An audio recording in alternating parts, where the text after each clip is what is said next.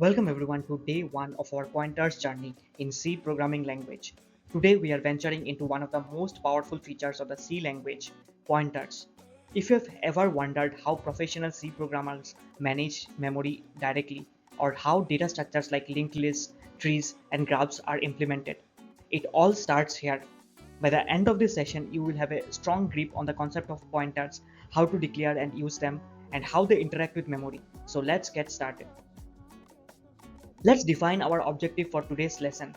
We aim to understand what pointers are, not just syntactically, but conceptually. You will learn how to declare a pointer, initialize it, and use it efficiently. More importantly, you will realize why pointers are not just useful, they are essential in C for building efficient, flexible, and powerful programs. By mastering pointers, you unlock a deeper understanding of memory, efficiency, and how C works under the hood. Let's answer the most basic and essential question. What is a pointer? In C, a pointer is a variable that stores the memory address of another variable. Imagine a pointer as a signpost. Instead of holding a value like 10 or 3.14, it points to the memory location where that value is stored. Why is this useful? Because pointers give us direct access to memory, allow us to manipulate variables from functions using references, helps us dynamically allocate memory, and form the backbone of data structures like linked lists, trees, and stacks. If you want to write serious C programs, you must know pointers. Declaring a pointer is very similar to declaring a normal variable, but with one crucial addition, the asterisk. For example, int asterisk p declares a pointer to an integer. Then when we assign it the address of another variable, say p assigned $a, you are telling the pointer to point to the location in memory where variable a is stored. Now p does not just exist in vacuum, it points to a meaningful value stored somewhere in RAM. This connection between variables and memory makes our program capable of low-level memory operations. Pointers in C are strongly typed, meaning a pointer must match the type of data it points to. If you are pointing to an integer, use int asterisk. For a float, use float asterisk. For a character, use char asterisk. This ensures that when the pointer is dereferenced, that is, when we use asterisk ptr, the compiler knows how many bytes to read and how to interpret those bytes. Mixing pointers types can lead to errors, undefined behavior, and serious bugs, so type consistency is key. Two operators are at the heart of pointer operations in C. First, the address of operator ampersand, which gives us the address of a variable. For example, ampersand a returns the memory location of a. Second, the dereference operator asterisk lets us access the value stored at that memory location. So if p is a pointer to a, then asterisk p will give you the value of a. This is the essence of pointer-based access. Instead of using the variable directly, we go through its memory address. It's like opening a mailbox to read the letter inside. To truly understand pointers, we must visualize how memory works. Imagine a variable stores the value 10 at address 0x100. Then we create a pointer p that stores the address 0x100. In other words, p points to a. The pointer itself has a different address, say 0x200. Now, when we write asterisk p, we are telling the program to go to the address stored in p, in this case 0x100, and fetch the value there. This helps us think about memory not just as variables but as locations connected through addresses. Let's see it all come together in code. Here we declare an integer a with a value of 10. We then declare a pointer p and assign it the address of a. Using asterisk p, we print the value at that address, which is 10. We also print the address of a using ampersand a and confirm that p indeed holds that same address. This code demonstrates the foundational use of pointers, declaring, assigning, and accessing memory. Time for you to get your hands dirty. Declare three variables, an integer, a float, and a character. Then declare pointers to each of these types and use them to print both the values and addresses of the variables. This activity will help you get comfortable with pointer syntax, type compatibility, and memory referencing. Think of this as your first real pointer experiment. Now let's take on a practical assignment, swapping two numbers using a function and pointers. If you tried it to swap values using a traditional pass by value functions, you would notice that the original variables don't change, but by passing addresses using pointers, the function can directly modify the original values. This is how functions can perform powerful in-place operations in C, and it's a key difference between C and many high-level languages. Try writing and testing yourself. It's a foundational concept. Let's recap the essential concepts we covered today. We learned what a pointer is, how to declare and initialize it, and how to use the address of ampersand and dereference asterisk operators. We looked at how different pointer types affect what data they can handle. We also explored memory layout, wrote simple pointer code, and used pointers to implement a swapping function. All these concepts build the groundwork for more advanced C programming. Congratulations, you have completed day 1 and now have a strong understanding of pointers. Tomorrow we will take this further by diving into pointer arithmetic, how to increment, decrement, and navigate through arrays using pointers. You will start to see how pointers and arrays are closely related and how you can use them to manipulate data efficiently. Make sure you complete today's hands-on practice and assignment before moving on. See you in day 2. Welcome to day 2 of our 10-day journey through pointers in C. Today we dive into a fascinating concept, pointer arithmetic. Now you might be thinking, arithmetic on memory addresses? Yes, in C, pointers are more than just memory address holders. They can be moved, compared, and manipulated. Understanding how this works opens up a deeper level of control in your programs, especially when working with arrays, dynamic memory, or data structures. Let's begin. By the end of this session, you will unlock a new level of understanding of how memory works in C. We will learn how to increment and decrement pointers, add or subtract values from them, and explore how pointers relate to arrays. We will also tackle pointer comparisons and learn about typecasting pointers, a gateway to low-level data access. To solidify your understanding, you will work through a hands-on coding exercise and a mini project, reversing an array using only pointers. Let's get started with the fundamentals. Pointer arithmetic isn't like regular math. When you perform arithmetic on pointers, you are not dealing with raw numbers, you are dealing with memory addresses. For example, adding 1 to an int asterisk does not add 1 to the memory address. It adds the size of an integer, usually 4 bytes, and moves the pointer to the next integer in memory. The operations you are allowed to do include addition or subtracting an integer to or from a pointer, incrementing or decrementing a pointer, subtracting one pointer from another if they point to the same array, but not all math is allowed. Operations like multiplying or dividing pointers make no sense and will give you compile time errors. This is your first clue that pointers are not just numbers, they are type-aware memory navigation tools. Let's say we have an array int arr with elements 10, 20, and 30. If we create a pointer int asterisk p equals to arr, it points to the first element. Now, if we write p++, the pointer moves to the next integer, that is arr1. It's important to understand what's happening underneath. If integers take 4 bytes, p++ actually adds 4 bytes to the address. So if p originally pointed to the memory address 1000, p++ now points to 1004. This allows us to move from one array element to the next without using an index. Likewise, p will take us back. This is incredibly useful when iterating over arrays using pointers. It's compact, efficient, and elegant. Pointer arithmetic also includes adding or subtracting values directly. For example, asterisk p+2 accesses the value 2 elements ahead of the current pointer. In an array, this means we can jump to specific positions using simple math. Even more powerful, we can subtract 2 pointers. If we have 2 pointers pointing into the same address, say ampersand arr3 and ampersand arr0, the expression ampersand arr3 minus ampersand arr0 tells us how many elements apart they are, in this case 3. This is incredibly helpful in understanding distance within memory, particularly in loops, bounds checking, and custom iteration. Pointers and arrays often behave similarly, but they are not the same. Let's compare them side by side. A pointer is modifiable. You can reassign it to another memory address. An array name, however, is fixed. It always points to the same memory location. You can't do arr assigned arr+1. Also, arrays take up memory equal to their total number of elements, while a pointer only takes the space to store an address, typically 4 or 8 bytes.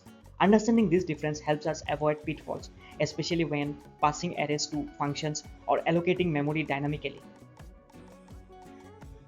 Sometimes we want to reinterpret memory. For example, we have an int a assigned 300 and you want to access its individual bytes. You can write char asterisk p assigned char star ampersand a. Now asterisk p gives us the first byte of that integer. This kind of typecasting is common in embedded systems, bitwise operations, and serialization. But be aware this technique bypasses type safety. If you use it carelessly, it can lead to undefined behavior, especially when reading or writing across memory boundaries. You can compare two pointers using relational operators like greater than, less than, or equals to equals to. This works well only when the pointers belong to the same array. For example, if P1 points to ARR1 and P2 points to ARR3, then P1 less than P2 evaluates to true. This is particularly useful in searching algorithms and memory boundary checks. However, comparing pointers from different memory blocks is undefined, so always make sure they are related when you compare.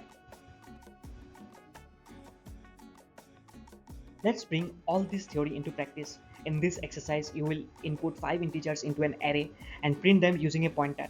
You will set ptr assigned ARR and then use a loop to print values by writing asterisk ptr plus I. This will help you see how pointer arithmetic gives you access to array elements just like indexing, but with a bit more flexibility and power. Ready to level up? This mini project takes pointer arithmetic one step further. You will write a function that reverses an array in place using two pointers. One pointer starts at the beginning, the other at the end. You will swap the values they point to, then move them toward each other until they meet in the middle. It's a perfect demonstration of pointer manipulation and memory control, and it makes your code more efficient than using index-based approaches. Let's check how much you have absorbed so far. First, what does asterisk ptr plus 3 mean?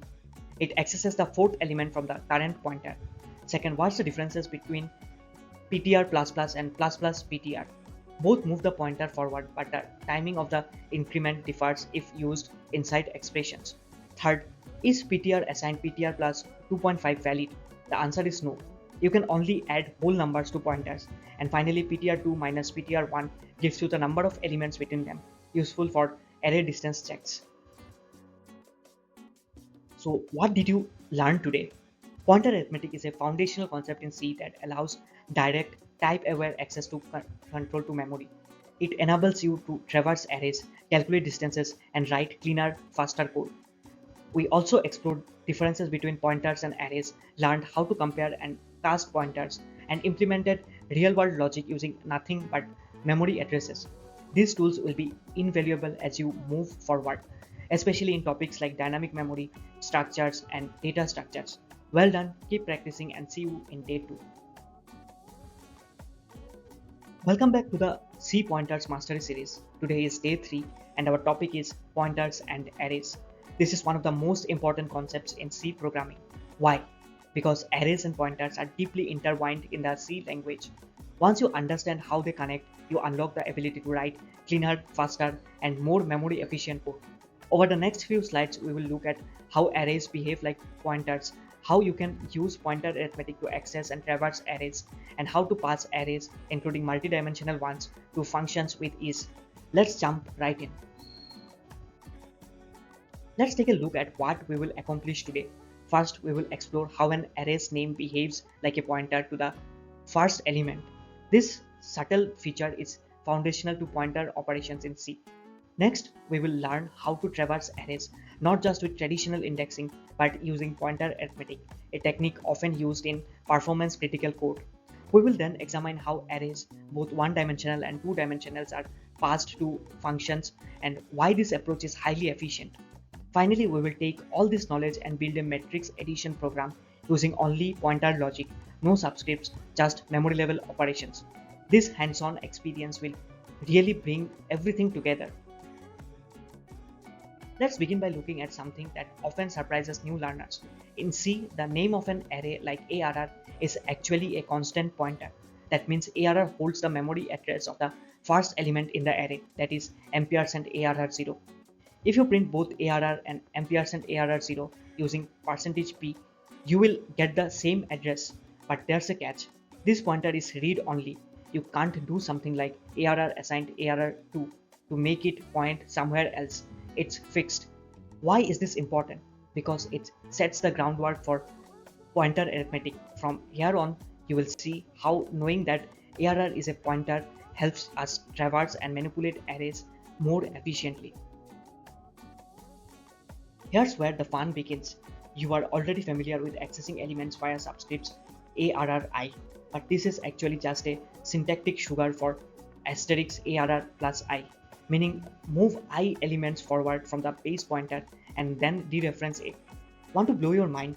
IARR is also valid because it's just pointer arithmetic math, asterisk I plus ARR. This is a beautiful example of how arrays and pointers are interchangeable in many contexts in C. Try these formats in your IDE. It's a great way to deepen your understanding. Pointer arithmetic is a powerful tool, and here's how it works. When you add an integer n to a pointer ptr, it actually moves n into size of type bytes in memory, not just n bytes.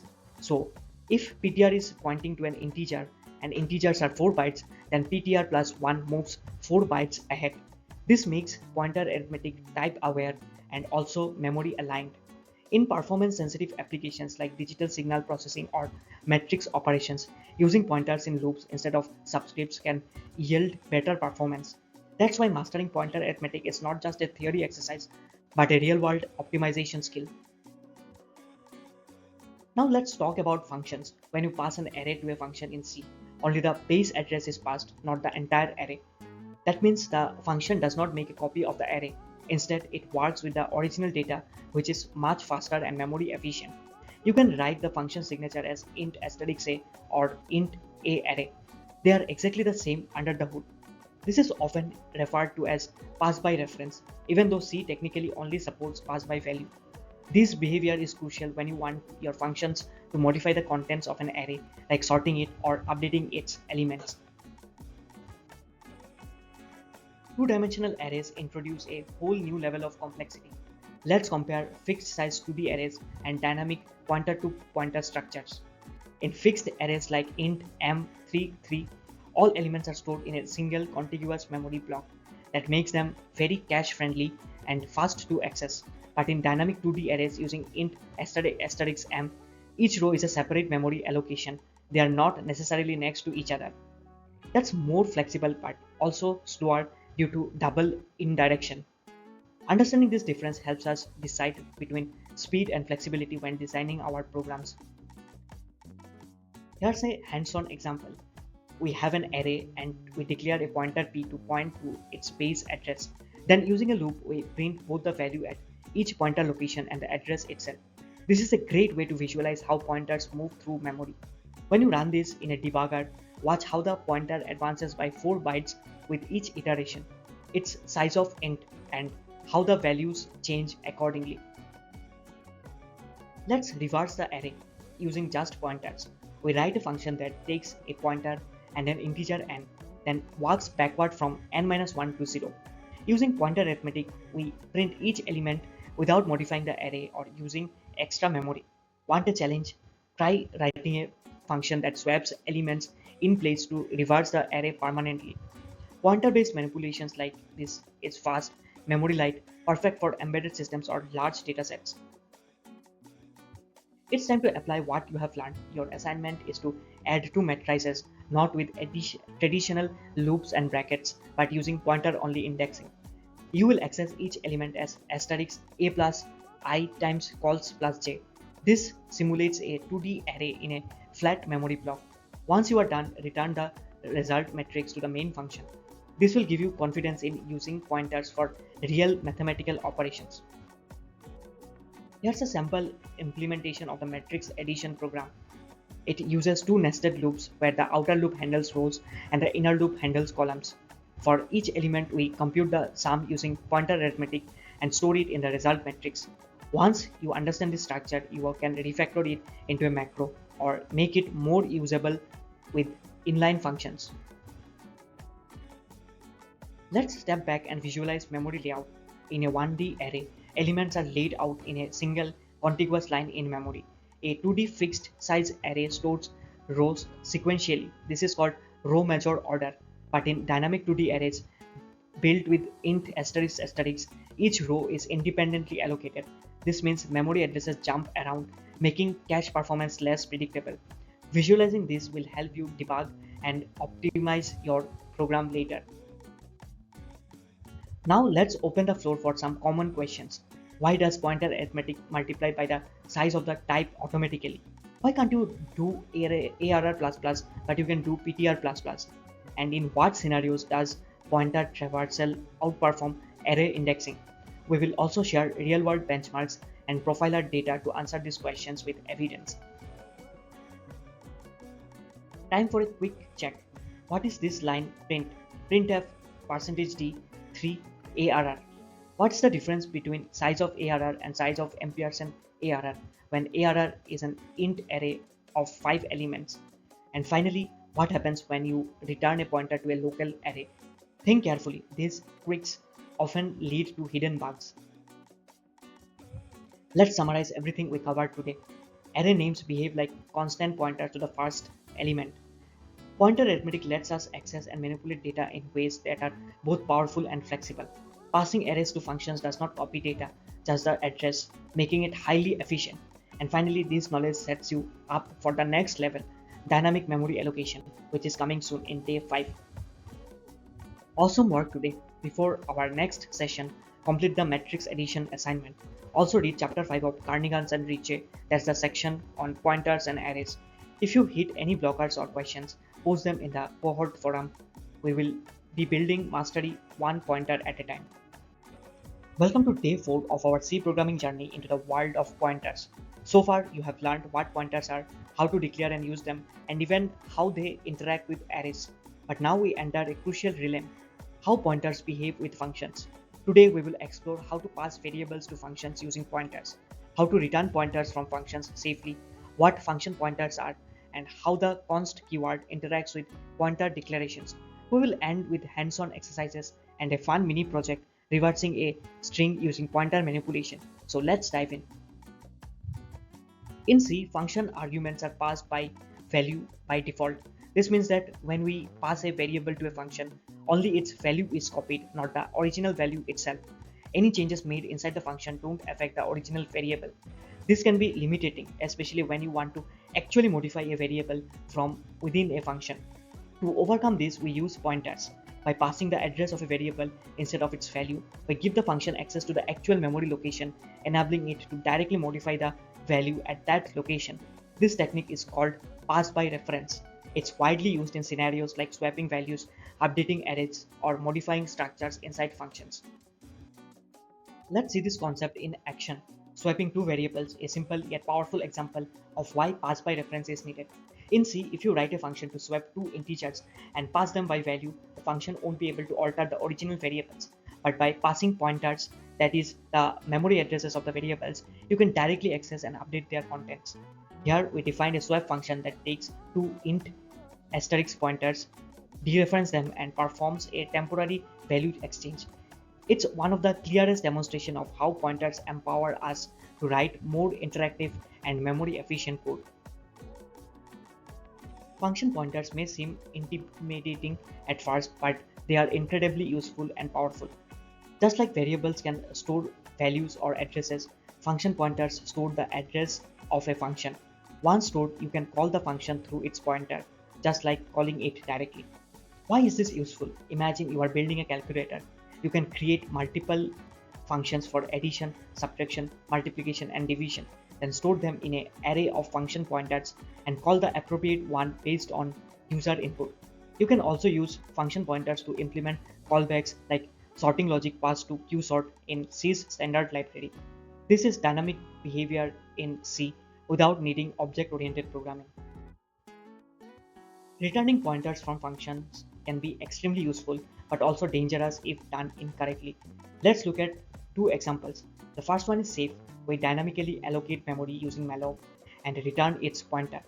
This memory exists on the heap and persists beyond the function's scope, so it's valid to return. The second example is unsafe. It returns the address of a local variable which is allocated on the stack. Once the function exists, that memory is reclaimed and the pointer becomes a dangling pointer pointing to a now invalid location. Using such pointers leads to undefined behavior, bugs, or even program crashes. So the rule is simple: only return pointers to heap memory or static variables, never local stack variables. When using pointers, the const keyword helps enforce safety and communicate intent more clearly. There are three main forms you will encounter. First, a pointer to a constant like const int asterisk ptr. This means you cannot change the value being pointed to, but you can make the pointer point somewhere else. Next, a constant pointer like int asterisk const ptr. Here the pointer itself cannot change. It always points to the same address, but the value at that address can be modified. Finally, a const pointer to a const like const int asterisk const ptr locks down both the pointer and the value. You can change the pointer's target, not the data it points to. Understanding these combinations ensures better code readability and prevents accidental modifications to sensitive data. Let's reinforce what we have learned with some hands-on practice. First, write a function to swap two values using pointers. We already saw the logic, now it's your turn to implement it. Next, write a function that returns the address of the larger of the two numbers. This will help you practice using pointers as return values and comparing data through dereferencing. Doing these exercises will deepen your comfort with passing pointers and understanding how memory is accessed and manipulated inside functions. Now for the fun part, our mini project. We are going to reverse a string using pointers only.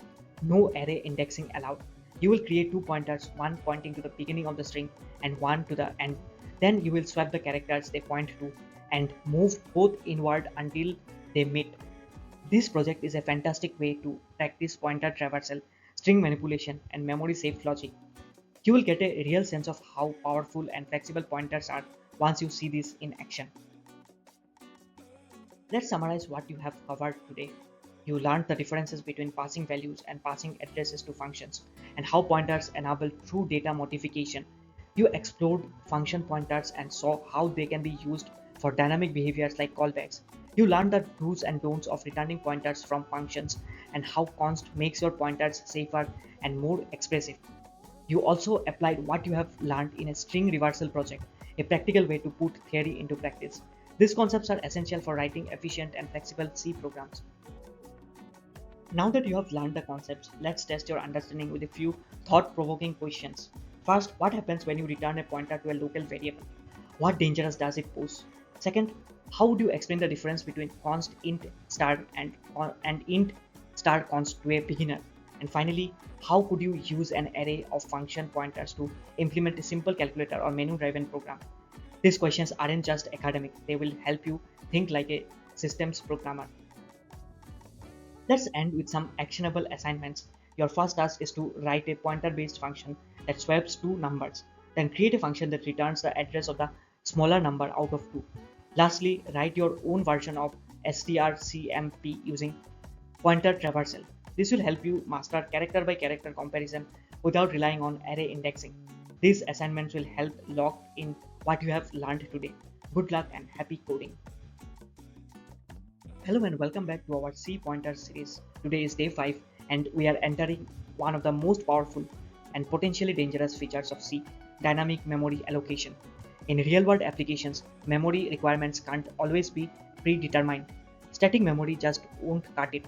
That's where the heap and dynamic memory functions come, giving you full control over memory allocation at runtime. Let's start this exciting journey into the heart of pointer-based memory management.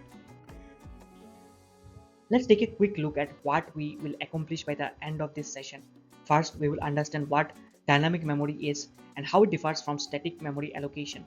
Then we will master 4 key functions: malloc, calloc, realloc, and free. These are the tools we use to manually manage heap memory in C.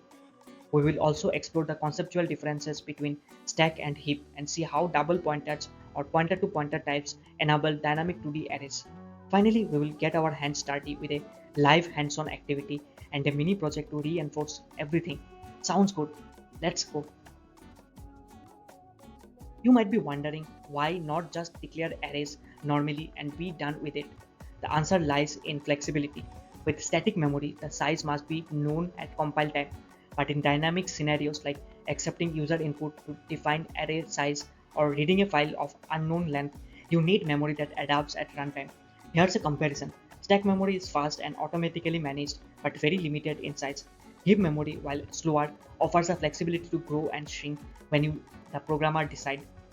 This control is both powerful and dangerous, so understanding how to use it wisely is key.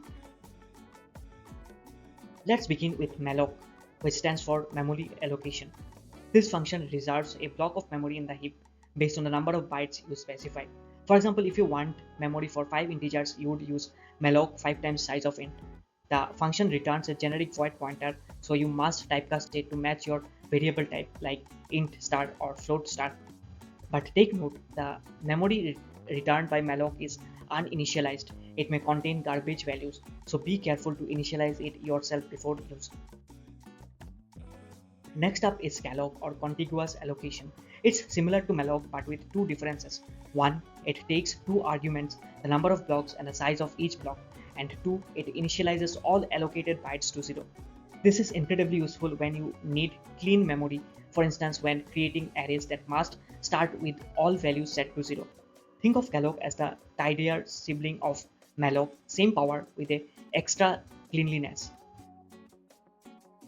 Ever run into situations where you allocated memory and then realized you need more? That's where realloc shines. This function resizes a previously allocated memory block. Let's say you initially allocated space for 5 integers. You now need 10.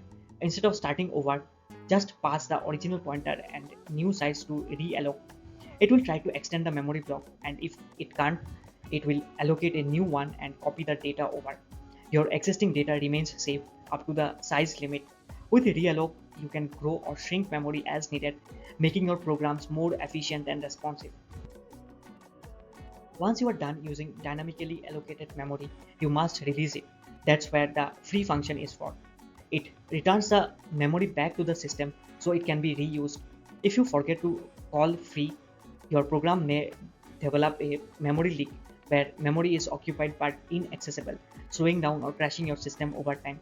Also, never try to use a pointer after calling free. That leads to a dangling pointer, which is dangerous. Always set the pointer to null after freeing to avoid accidental use. Let's take a moment to review common mistakes with dynamic memory. First, memory leaks happen when memory is allocated but never freed, like opening a water tap and walking away. Then there are dangling pointers, using a pointer after free has been called. This can cause undefined behavior. Also avoid double freeing memory, calling free twice on the same pointer, and lastly, null dereferencing, trying to use a pointer that hasn't been assigned memory yet. Mastering memory management in C means avoiding these traps. Let's clarify the differences between the stack and heap so you now know when to use each. Stack memory is automatically managed. When a function exits, all its local variables are wiped out. It's fast but small and fixed in size. Heap memory is manually managed. It survives beyond the function it was created in until you explicitly free it. It offers flexibility but is slower and more complex. Understanding the trade-offs lets you make smarter design decisions. A single pointer points to a value. A double pointer or pointer to a pointer points to a memory location that holds another pointer. This concept is essential when working with dynamic 2D arrays, linked lists of lists, or even when you want to modify a pointer in a function. For example, allocating a matrix dynamically requires using a pointer to pointer, allocate memory for rows first, and then allocate each row's column. Once you understand int star star, you will unlock powerful techniques for dynamic memory handling. Now that we understand the theory, let's code it. In this hands-on challenge, we will write a program that dynamically allocates an array based on user input. Step by step, first, ask the user how many elements they want. Use malloc to allocate that space. Use a loop to accept values and store them in the array. Print the elements. Finally, clean up by freeing the memory. This will give you a full cycle of dynamic memory allocation in practice. Here's your mini project. Build a dynamic integer array that can grow. Start with an initial size using malloc. Let the user input values, then ask if they want to add more. If yes, use realloc to increase the memory block and continue accepting inputs. When the user is done, print all the values stored and release the memory with free. This is exactly how real-world applications behave. They let users decide how much data to work with and adjust resources accordingly. Let's wrap up with a few questions to help you reinforce today's learning. What's the real difference between malloc and calloc? When would you want to use realloc? What is a memory leak and how do you avoid it? Can you write a function that creates and returns a dynamic array? Pause here, think about the answers, or try writing some code. Practice is the key to mastering dynamic memory in C. And that concludes day 5. Today we unlocked the door to dynamic memory, a skill that makes you a more powerful and flexible C programmer. You learned how to allocate memory at runtime, resize it when needed, and free it when done. And most importantly, you learned how to do it safely.